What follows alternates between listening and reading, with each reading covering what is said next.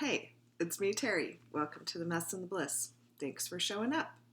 Remember to like, share, and subscribe to my channel. So today is one of my tender days. Today is my mama's angel day. It is February 7th and 2021. So it's been 10 years since my mama left this earth. And it's still as hard as day one sometimes.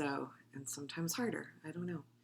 I'm going to take a little time. So if you want to hunker in, maybe put me on pause, get some snacks, something to drink. I'm going to have some of my mama's homemade hot chocolate that she always made, homemade cocoa. And I've been making it a little bit lately because it's been addicted. So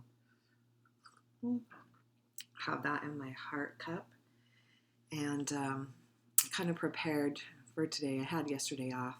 And I made some of my Valentine's sugar cookies. And that, when I get the ambition to do it, it takes quite a few hours, most of the day, to like make the cookies and frost them and everything. And so yesterday, while I was doing that, and I love to knead the dough and roll it out. It's kind of like meditation. I like to think happy thoughts and love going into the dough for the people that I get them to. And so anyways, I had that preparing for today. I don't know, most of you probably don't see, I always do this wrong because of the mirror thing, but these are my 5 M's. They're my mentors, people I look up to. And my mama is at the very top. You don't get to see her very much because then you get this view of just my face, and it's all face, and there's enough face on the screen. So anyways, she's always there watching me. I didn't actually start to write really until after she passed. Not as lot in the very beginning, but within a few years. And so I always feel like it's her gift to me and that she's watching over me. And so there she is watching over me at my writing desk. Which my desk is a little wooden desk from our house in Pine Valley.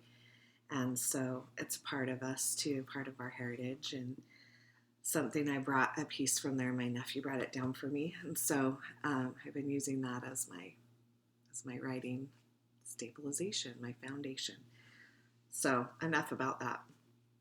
I will read a few of my poems that I've written over the year, pieces that I've written over the year for this day, and we'll get started with that. How about that?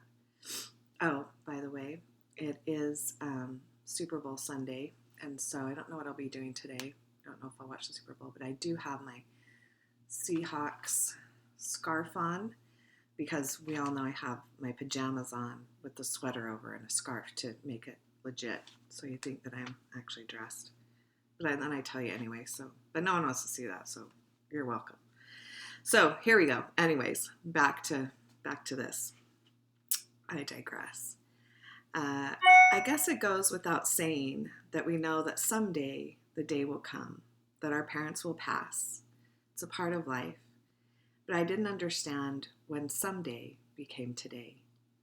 It was always a far-off thought in the back of my mind. But as I heard the nurse's voice say, "We need you to come back to the hospital. We can't stabilize your mom." I wasn't prepared. I wasn't ready. It's not someday today. I had just spent the last few days at the hospital with her. Looking back now, I feel so blessed to have had those moments with her, taking care of her like she always took care of me. But we thought it was just a setback. It was going to be all right. Every day they said, "We can probably move her out of ICU tomorrow." I remember clearly the last time I heard her say she loved me. She had been sitting quiet, watching TV. I put my forehead against hers and said, "I'm going to grab a drink. I love you." And she looked at me and said, "I love you." When I came back, she'd had a seizure. She was stabilized, but was then intubated, so she couldn't talk. Still, they had a plan. But apparently so did God, and they weren't the same plan. It's interesting how that someday seems just like any other day until it isn't.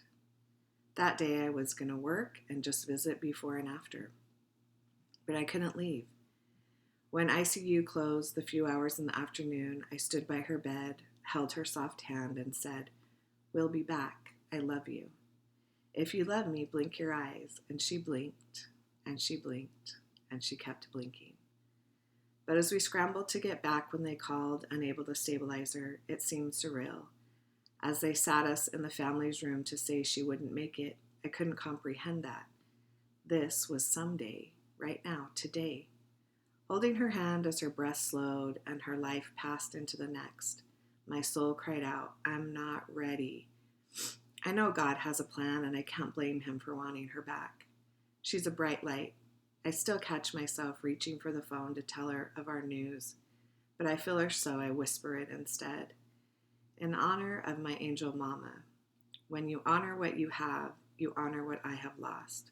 So be grateful for your mama and hug her extra long today. That's one. And the second one, it's been 10 years now, and the waves of grief come less often, but they still come. Sometimes they take my breath away.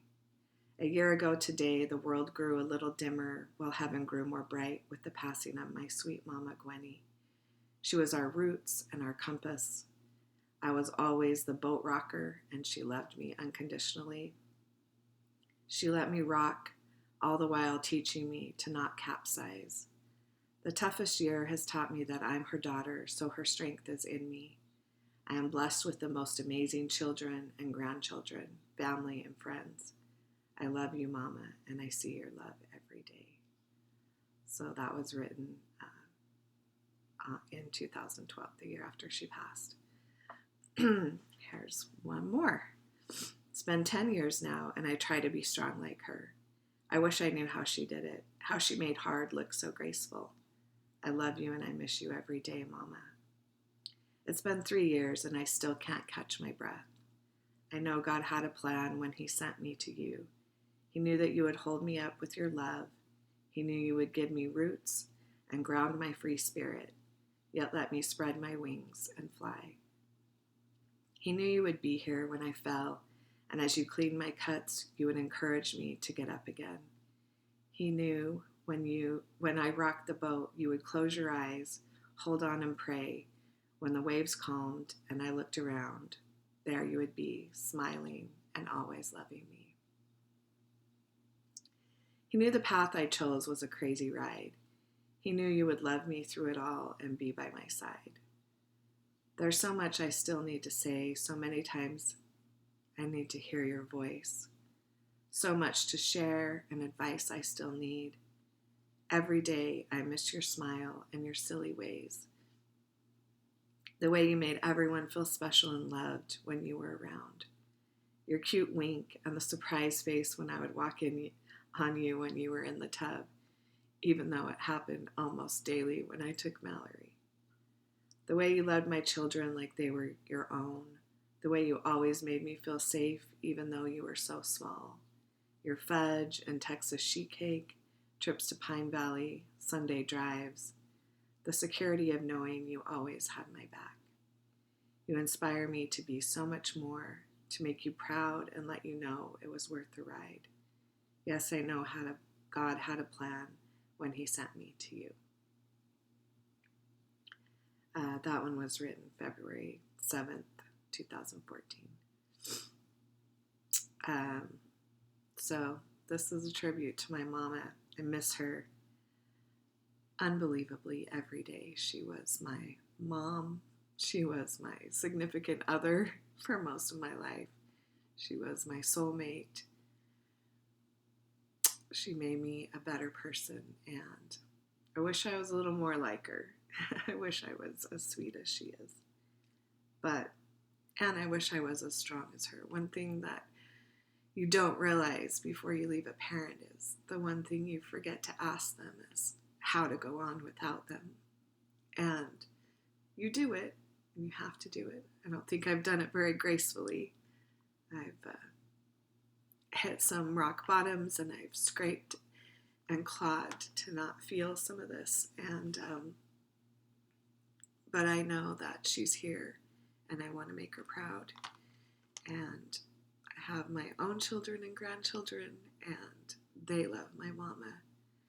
And I'm so grateful for her in my life, for her being my rock, the person I came through to this planet, and grateful for her every day of my life. So thanks for listening. It's been a long one. Have a great day.